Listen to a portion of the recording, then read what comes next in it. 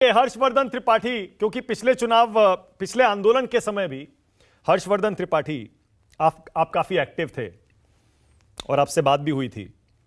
यह आंदोलन चुनाव से पहले जब हो रहा है, क्या आपको भी लगता है यह राजनीतिक आंदोलन है, हर्षवर्धन त्रिपाठी? देखिए मानिक जी, सबसे पहले तो ये कि अगर ये राजनीतिक आंदोलन है तो इसमें कोई समस्या नहीं है, लेकिन क्या राजनीतिक आंदोलन गैर वाजिब बुनियाद पर है? और क्या मतलब, मैं तो आश्चर्यचकित हूं कि लोग इसकी जो चर्चा कर रहे हैं वो दूसरी तरह से कर रहे हैं।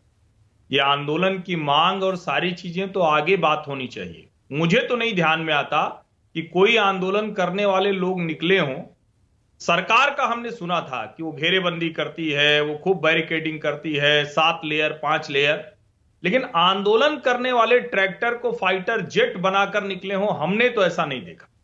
इस तथाकथित किसान आंदोलन के पहले किसी आंदोलन में, जेपी मूवमेंट में नहीं देखा, इंदिरा गांधी की तानाशाही के खिलाफ नहीं देखा, किसी आंदोलन में ऐसे नहीं देखा। टीयर गैस से बचने के लिए किट तैयार होती है, ट्रैक्टर चालक बाकायदा किट पहनता है जैसे वो गुरिल्ला युद्ध लड़ने जा रहा हो। हमने नहीं देखा है। आप उनकी मांग पर बात बाद में कीजिए, पहले तो इस पर चर्चा करनी चाहिए। और जिस तरह से वो कह रहे हैं कि नहीं नहीं, हम तो ट्रैक्टर चला के सबको मार देंगे, हम तो ट्रैक्टर चला के 7 लेयर खत्म कर देंगे, जो छिटपुट बयान आ रहे हैं, आप अगर उनको ध्यान से सुने तो आपको समझ में आ जाएगा। और मैं तो बार बार कहता हूं, मैं तो जब इस पर बात होती है कि धर्म और राजनीति मिल गई, तो भी मैं यही कहता हूं कि राजनीति मिली इसीलिए आज राम मंदिर है। तो मैं तो स्पष्टता से बात करता हूं।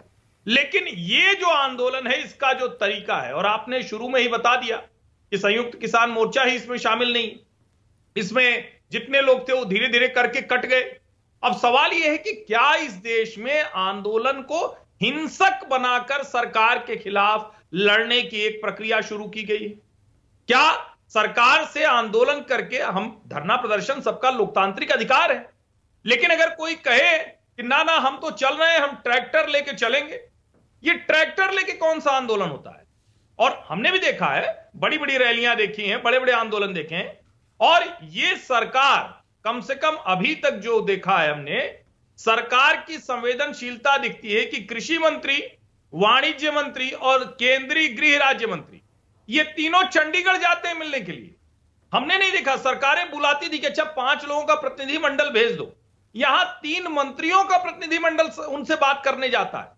और जिस एमएसपी कानून की बात हो रही है, मैं तो समझ नहीं पा रहा हूं कि राहुल गांधी अपनी हताशा में क्या क्या कह देंगे। उनकी हताशा निराशा इतनी बढ़ती जा रही। उन्होंने कहा कि हम देश में एमएसपी लागू कर देंगे, स्वामीनाथन साहब ने कहा था। एमएस स्वामीनाथन में 2018 में एक लेख लिखा था देश के सबसे बड़े अंग्रेजी अखबार टाइम्स ऑफ इंडिया में, और मैं ये कह रहा हूं तो आपके जो दर्शक हैं उसको सर्च करके पढ़ लें।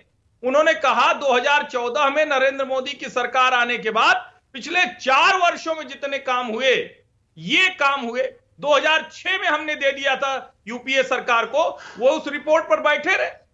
तो सवाल यहां यही है कि क्या तथ्यों तर्कों की बात होगी, क्या किसानों के हित की बात होगी, या हमें जो करना है कि ना ना हम तो ट्रैक्टर लेके चल दिए हैं, जिसको मन करेगा उसको चढ़ा देंगे। उनके सामने जो पुलिस वाले खड़े हैं वो भी किसानों के ही बच्चे हैं। और मैं फिर से कह रहा हूं, जो दिल्ली आ गए हैं वो भी किसानों के ही बच्चे हैं, किसी की एक पीढ़ी कम, किसी की एक पीढ़ी ज्यादा। ये जो हो रहा है ये विशुद्ध अराजकता है।